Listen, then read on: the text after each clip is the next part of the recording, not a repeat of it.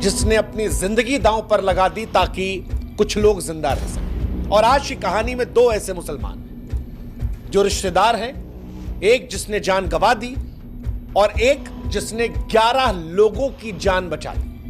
और अगर आप उस मुसलमान का शुक्रिया अदा नहीं कर सकते तो आप भी इंसान नहीं हैं। हां, अगर आप हिंदुओं की भी हिमाकत कर रहे हैं तो ये वो मुसलमान है जनाजे में जो हिंदुओं को बचाने के लिए कुर्बान हो गया। ये वो मुसलमान है जिसने इंसानियत को नहीं मरने दी। जब हिंदुओं को कट्टरपंथी मुसलमान मार रहे थे इस आधार पर कि वो हिंदू हैं, तब उस बड़े सच के बीच में एक ये भी मुसलमान था जो दुनिया को बताने की कोशिश कर रहा था कि साहब, इस्लाम सिर्फ खून खराबा नहीं सिखाता और सब इस्लाम में नहीं है जो खाली खून बहाते हैं। कुछ ऐसे भी हैं जो जिंदगी बचाने के लिए कुर्बान हो जाते हैं और उनमें से ये है जिसका जनाजा आप यहां देख रहे हैं, क्योंकि इसने अपनी जान एक हिंदू की जान बचाने के लिए गंवाई है।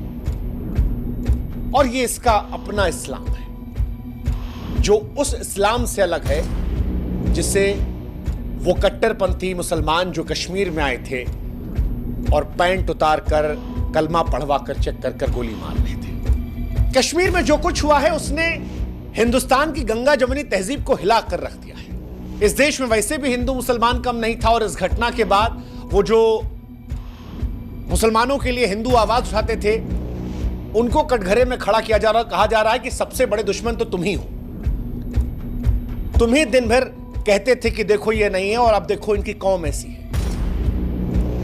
लेकिन इस आरोप के बीच में यह तस्वीर बार बार सोचने पर मजबूर करती है कि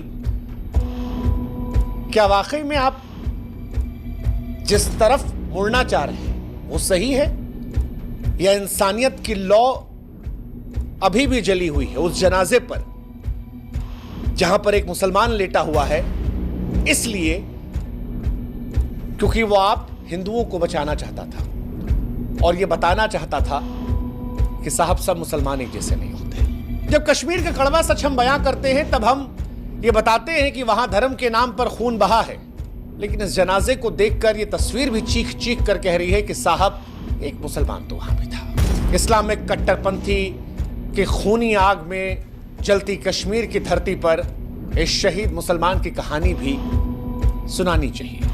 और आज ये कहानी भी हम आपको सुना रहे हैं और आपको भी कहानी सुननी चाहिए। दो तरह के लोग इस देश के दुश्मन हैं।